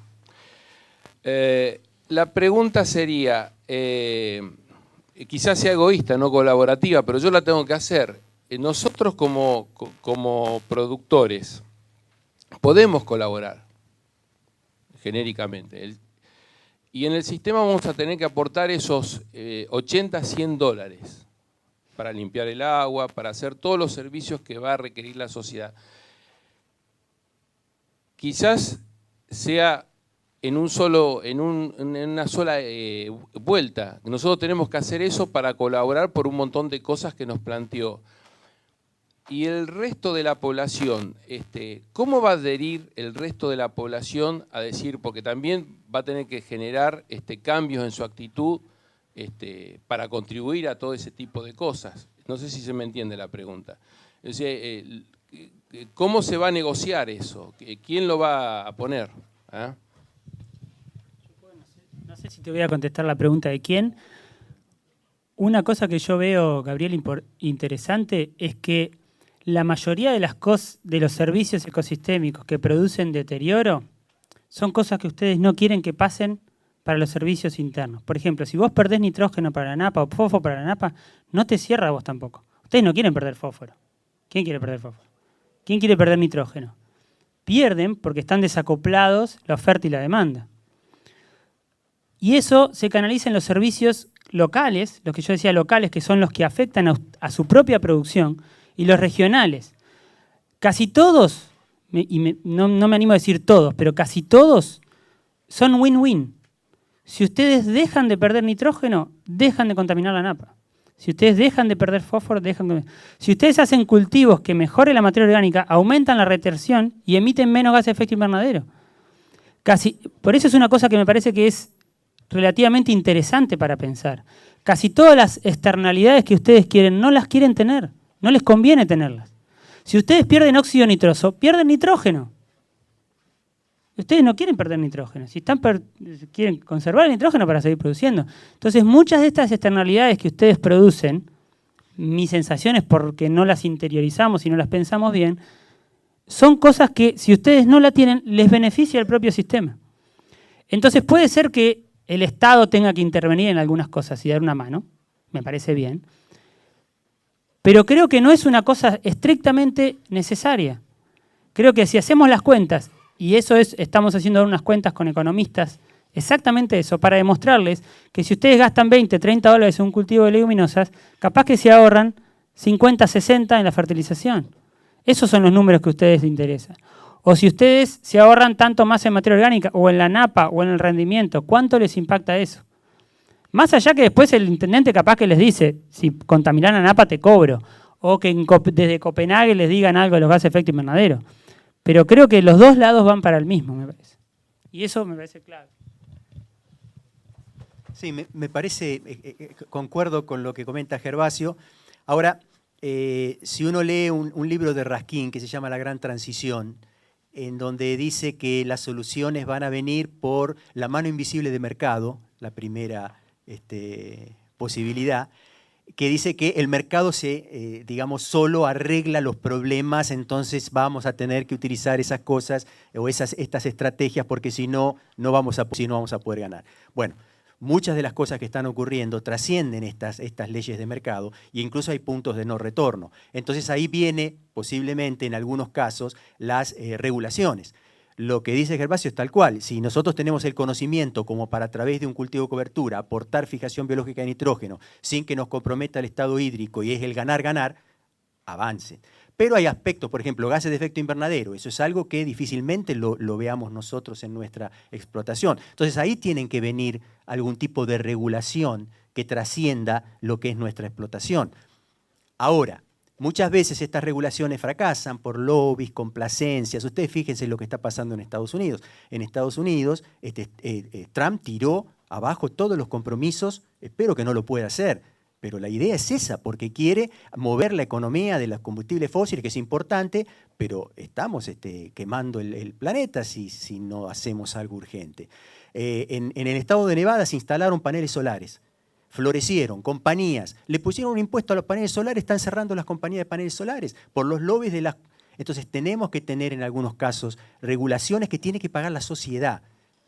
Algunas cosas las tiene que pagar la sociedad.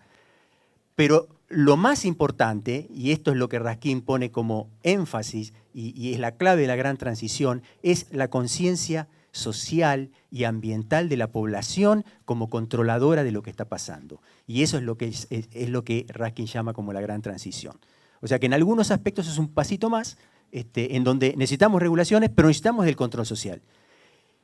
Bueno, y les recomiendo, lean Felber, La economía del bien común. Es asombroso, son las reglas del mercado aplicadas al bien común. Asombroso. Un movimiento que comenzó en el 2012 y que está tomando cada vez más fuerza y ojalá se imponga.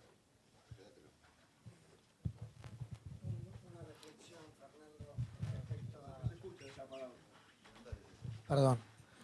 Una reflexión, Fernando, respecto a la primer diapo que presentaste vos respecto a aumento de productividad. Piense que tengo que hablar después, ¿no? Ya no tengo voz, pero que es el aumento de productividad por un lado y el impacto que genera la agricultura. Y vos ponías de referencia, eso arranca en el 2000, 10 años antes y 20 años después. Sí, arranca con la agricultura. Pero mirando dónde estamos ahora. O sea, 2000, 10 años antes, 20 años después. Y vos tenés un aumento de la productividad y un aumento del deterioro. Pero ten en cuenta que eso es 88% de la superficie del mundo es bajo labranza.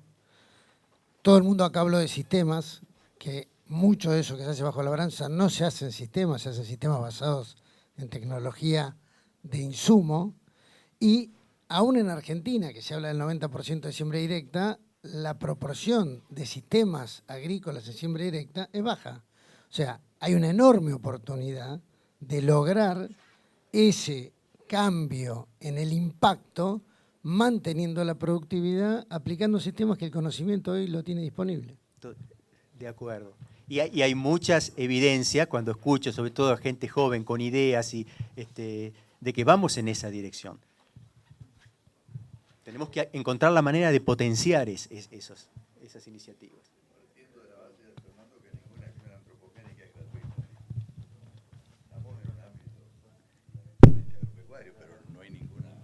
Ninguna acción antropogénica que sea gratuita. Bien. Estamos en este momento divirtiéndonos con derivados de la industria de la tecnología. No, lo muestro porque es importante. Una vez vi un tipo que dijo, a ver, levanten todos los celulares. Todos levantamos los celulares. Nos estábamos condenando nosotros mismos. Es decir, estamos dentro de un ámbito agropecuario. Pero reitero, somos una proporción, como dijo César, muy pequeña. Estamos haciendo nuestra contribución. Y por supuesto que existen los factores egoístas. Yo quiero saber, si yo tengo que pagar mi contribución al ecosistema, quiero saber qué van a poner los demás. Bueno, claramente mi interpretación, y quizá tenemos que pensarlo bien, esto no es solo un problema de los productores agropecuarios, el rol que tienen en el impacto ambiental. Yo creo que es una necesidad de la sociedad, y la sociedad lo tiene que demandar y la sociedad lo tiene que sustentar. Creo que hay que, con respecto, un comentario que quizá esté algo relacionado, pero no sé si totalmente. La posición, ¿qué posición tomamos? Me lo han preguntado varias veces y creo que Guillermo o alguien me lo puso en uno de los mails. ¿Qué posición tomamos en cuanto a las tecnologías que hoy disponemos, ¿no? Por ejemplo, la biotecnología, los agroquímicos. Creo que hay que tomar una posición intermedia. No hay que ser ambientalistas extremos fundamentalistas. Por ejemplo, si la biotecnología yo siempre la voy a asociar con grandes empresas multinacionales que producen esto y que produjeron las ojizaciones, bueno, voy a mirarla negativamente. ¿Pero por qué la tengo que mirar así? ¿Por qué no la puedo mirar como una posibilidad de tener herramientas fabulosas para lograr el objetivo que queremos, que es mantener los objetivos de producción y disminuir el impacto ambiental? Incluso los agroquímicos, con estas técnicas que, gracias a esta demostración de la gente de APRESID en Necochea, que uno pudo empezar a observar, de aplicar al blanco dosis que claramente el suelo puede neutralizar. El problema es que el suelo no neutraliza y se acumula glifosato en distintas partes, es lo que está estudiando Costa en Balcarce, porque estamos usando dosis muy por encima de las que los suelos pueden, de alguna manera, neutralizar. Pero ¿por qué de ahí voy a seguir pensando en agroquímicos? Los ambientalistas extremos, cuando estamos hablando de estas tecnologías innovadoras de aplicar cantidades bajísimas al blanco. ¿Seguís pensando en agroquímicos? Bueno, pero es una herramienta que podemos utilizar y que nos puede servir ese objetivo de producir y disminuir impacto ambiental. Tampoco tenemos que tener, digamos, tecnocentristas extremos. La tecnología va a solucionar todo. Somos seres tecnológicos, innovamos permanentemente, pero la tecnología no es neutra. Tenemos que anticiparnos, tenemos que conocer, tenemos que estudiar. Hay muchas pruebas, tenemos que conocer y prevenir los posibles efectos negativos de las tecnologías. Entonces, esa es la posición intermedia que a mí me gusta tomar. Les quería hacer una consulta más periodística que quizá pueda servir, y es, si el lupino pagara hoy $1000 a la tonelada, estarían todos yendo a comprar semilla de lupino. Entonces yo me pregunto, ¿cómo hace la ecología para que cierre esa ecuación en donde todos quieren cuidar el ambiente y la tierra, pero no cotiza en Rosario, ni en Quequén, ni en Chicago? Entonces, yo lo que veo es que el productor va a ver cuánto cerró la soja hoy en Chicago. Entonces, la decisión no pasa al final, cuando vas a un cultivo, a cuánto te paga la tonelada. Sin duda. Pero si eso fuera totalmente cierto, esta sala estaría vacía. ¿No? Ustedes no piensan solo en eso, piensan en eso. Cotiza el nitrógeno, también nitrógeno. Sí, pero también cotiza el agua que tomamos, ustedes también son solidarios, vamos arriba. Si no, parece como que lo único que piensan es plata. Y creo creer que no es así del todo, por lo menos. Entonces, yo creo que los márgenes brutos guían un montón de la discusión, está claro. Por eso yo los pongo arriba de la mesa, no hay que sacarlos. Lo bueno es que los márgenes brutos nos ayudan en muchas de estas cosas. Si hacemos los números, creo que nos ayudan. Pero también es cierto de que no es lo único que los guía a ustedes. Y me parece que eso está bueno ponerlo arriba de la mesa. Y un poco con lo que decía Gastón hoy, bueno, el agro qué pone y qué ponen los otros. Yo creo que los otros componentes de la sociedad, urbanos, también están tratando de poner lo suyo. Y ustedes muchas veces lo ven eso. Y probablemente una hectárea de una ciudad contamina mucho más que una hectárea de soja. Probablemente pase eso. Pero estamos todos en el mismo barco yendo. Más que preguntar qué ponen los otros, mi postura sería, bueno, ¿qué podemos poner nosotros sin comprometernos, digamos, ¿no? Y entonces yo creo que eso es cierto, pero no del todo. Y que me parece que muchas de estas tecnologías que hablamos ayudan a que los márgenes brutos a largo plazo sean mejores. Porque también a todos quieren estabilidad en su sistema. Nadie quiere un sistema inestable. Por lo menos de los que están acá. Tal vez haya gente oportunista afuera que quiere ganar 2 mañana. O también es genuino que alguien a veces tenga, bueno, el preciso la plata para pagar el hospital hoy y quemo los recursos. Lo importante es que sepa que se está comiendo la caja de ahorro que tiene en el suelo hoy y que después en algún momento lo va a tener que pagar. Y eso a veces no está tan claro. Porque es cierto que la necesidad a veces tiene cara de hereje y uno toma decisiones rápidas. Pero a largo plazo creo que nadie acá tiene una mala intención en eso. Entonces, yo creo que hay que balancear eso, digamos. Le vamos a dar las últimas 3 preguntas. Hola. Me robó Juan la pregunta, pero creo que tiene mucho que ver la parte económica. Me toca producir al lado de un pueblo y yo soy de hacer diversos cultivos. Me gusta.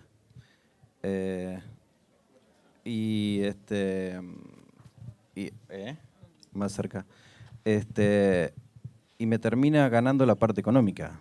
O sea que digo, bueno, ¿y dónde terminás? Lamentablemente la soja. O sea, habría que elevar un poco, no sé de dónde, si son ustedes quienes o qué, elevar un poco que se estabilice, suponete, el precio del sorgo, que me parece un cultivo muy fácil, y es para hacerlo en zonas más marginales, como las que me tocan a mí, pero terminás diciendo, terminás con un problema. Es fácil el cultivo, pero terminás, y lo que aporta, y eso, sabemos la parte de raíz, sabemos todo eso, yo sé todo eso, voy estudiando, pero la parte económica te bocha todo. Yo creo que buscar un poco que uno pueda hacer a largo plazo, más cuando estás con Hacienda o con que sea más estable. Hoy es negocio hacer sorgo, mañana no. Como digo, hacer sorgo, soy de hacer colza, y me encanta, pero te termina bochando el tema de la parte económica. Sí, entiendo que es así. Hace unos años en el INTA hicimos un documento sobre la sojización, un documento importante sobre todos los pros y contras del proceso de sojización, en donde se veía que el productor toma la soja por todas las ventajas, es el cultivo que mejor aprovecha la fertilidad residual. Piensen bien eso, ¿no? La fertilidad residual. O sea que en la medida que los indicadores que nos mostraba Gervasio se van deteriorando, la soja es la que continúa. ¿Por qué? Porque fija nitrógeno, tiene bajos umbrales de fósforo, tiene una estabilidad de producción asombrosa ante X problema. Entonces es el cultivo que mejor aprovecha la fertilidad residual. Pero estás haciendo, digamos, estás destruyendo tu recurso, ¿no? Bueno, ese documento, además la otra cosa que facilitaba, lo que se decía, que facilitaba la soja es la gestión. Es un cultivo de tan fácil gestión con esta trilogía de RR, glifosato y siembra directa, que digamos, explotó la soja, ¿no? Después nos dirá César su opinión. Bueno, lo que concluíamos es la falta de regulaciones. Falta de regulaciones que incentiven la producción de gramíneas, como existe en el Uruguay. Gervasio, ¿nos puedes contar? Bueno, acá están ausentes. En algún momento se instaló estímulos para que la gente en las zonas de erosión ponga terrazas. Después eso desapareció con Menem y para mí son pérdidas. Yo creo que hay algunas acciones que hay que tomar que incentiven a este tipo, más allá de lo que concuerdo con lo que dice Gervasio, que tenemos que poner la innovación necesaria para que todas estas cosas no favorezcan, ¿no? O sea, ajustar los métodos y las técnicas para que no favorezcan. Pero algunas vamos a tener que tener incentivos y regulaciones que a veces están ausentes. No sé, sé que es un tema complicado, pero yo creo que algunas regulaciones tiene que haber. Sí, Marcelo Bodega. Un poco la pregunta mía apuntaba a lo que decía el señor. A veces económicamente el productor se dirige a aquellos cultivos que realmente económicamente los favorecen. Pero la mayor producción, ¿cómo va acompañada la calidad del producto que se está obteniendo o que se quiere producir en mayor escala? ¿Con calidad qué te referís a? Y la calidad del producto que uno está haciendo, porque no todos los trigos son iguales, claro, o no todos los maíces son iguales. ¿A qué maíz se apunta o a qué trigo se apunta o qué tipo de soja se quiere en el mundo? ¿Cuál se quiere en el mundo o cuál querés plantar vos para ganar más plata? No, pensando en la mayor producción. Vos producís mayor cantidad de maíz. Sí. Pero ¿qué tipo de maíz o qué tipo de trigo? ¿De calidad panadera? ¿De calidad de ahí yo no soy especialista en mercados, pero hay nichos distintos y ustedes probablemente producen para nichos distintos y hay unos más generales y otros más particulares, digamos. Mi sensación es que esas cosas son, digamos, generan diversidad.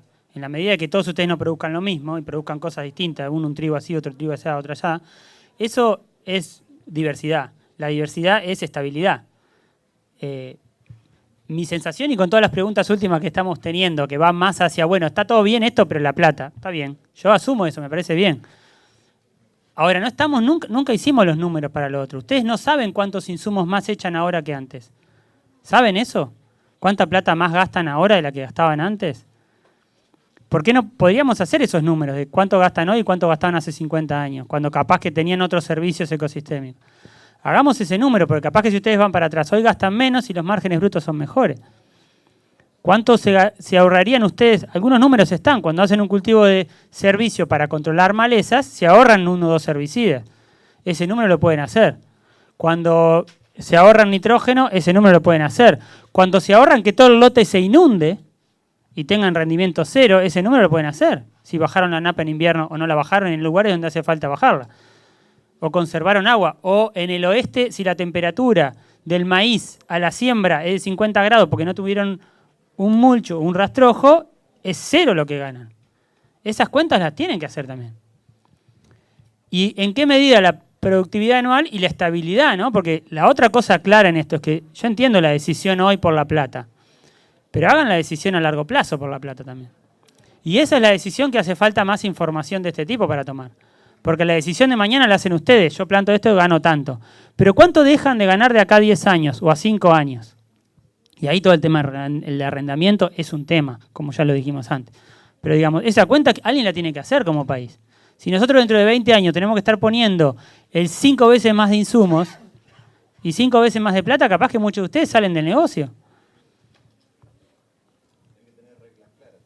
Totalmente, totalmente. Eso yo no puedo todo. Gracias. Y acá hay algo que nadie se preguntó, a mi modesto saber y entender. ¿Y la salud del ser humano? Porque evidentemente, yo no me quiero tirar a los productores en contra, pero nos están dando una especificación de que los costos estarían más o menos equiparados. Bueno, no importa. Pero el ser humano ya pagó el costo que es la salud de comer y consumir alimentos transgénicos. Hay normas internacionales por el cual está prohibido los alimentos transgénicos y nosotros producimos alimentos transgénicos. Entonces, el nuevo orden internacional mundial del derecho es, entre todos los pactos que se han firmado, es la salud del ser humano. Entonces, yo concuerdo modestamente con los panelistas que el costo ya lo pagó el ser humano, que es el costo de la salud. Esteban, ¿vos querías que te entregue en 5 minutos? No, en 1. Bueno, entiendo el punto. De todas maneras es un tema que está en discusión. Yo charlo de esto bastante con José Luis Costa.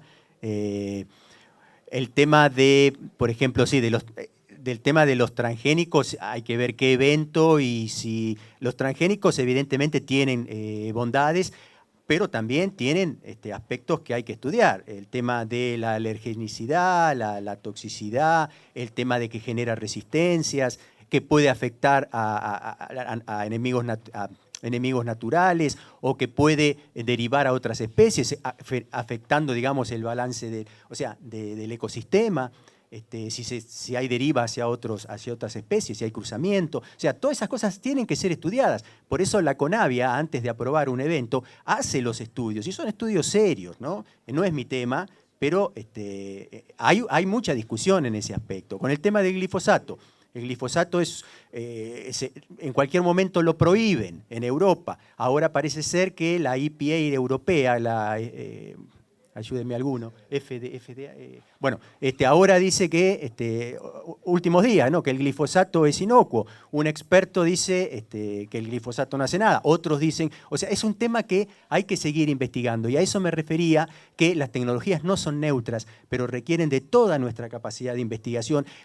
Tienen como sociedad que exigir investigaciones al respecto, ¿no? Y que no pase que porque alguno está estudiando un tema un poco álgido, lo quieran tapar, como a veces pasa, y yo he presenciado ese tipo de acciones, ¿no?, de tapar algún tipo de investigación. Tenemos que conocer qué pasa con los agroquímicos, tenemos que conocer en dónde están. El tema de la salud hay que estudiarlo más. Sabemos una LD50, pero esa LD50 es igual para un diabético que para uno normal. No sabemos. ¿Cómo es la sinergia de un producto con otro en cuanto a las LD50? No sabemos. Entonces, creo que como sociedad hay que exigir más conocimiento. Pero vamos en la misma línea que planteaba Gervasio y que intenté plantear yo. Conocimientos, procesos, con el objetivo de satisfacer las demandas, ¿no? Porque lo de la salud es importante, pero también recordemos que el grueso de la población mundial está o con algún problema nutricional, micronutrientes, y 800 y pico de millones, que en el 2000, con la crisis de 2008, llegaron a más de 1.000 millones, que están desnutridos. Entonces, ese es un gran problema de la humanidad, y es lo que yo les planteaba, que trasciende lo que nos toca acá, ¿no? Y en línea con lo que decís, algo que tiene que instalarse para evitar, digamos, las dietas excesivas, es que lo que estamos comiendo es muy malo para la salud. Las dietas con mucho producto animal, la dieta occidental, hay trabajos recientes en prestigiosos journals de prestigiosos investigadores que muestran que hay más incidencia de una gama enorme de enfermedades con respecto a la dieta vegetariana, pescetariana o mediterránea. Eso es algo que también tenemos que considerar. Y eso ojalá se instale. Por lo que yo les mostraba, si todos comiéramos como Occidente, tenemos que aumentar un 200%, o sea, triplicar la producción actual. Casi prácticamente imposible. Si fuéramos todos vegetarianos, lo que hoy producimos alcanza. O sea, en esa línea de comer mejor, no digo que todos seamos vegetarianos, pero que comamos una dieta mejor, va a ayudar a nuestra salud. Bueno, me fui medio un poquito así, pero... Me parece que lo damos por cerrado acá. Gracias.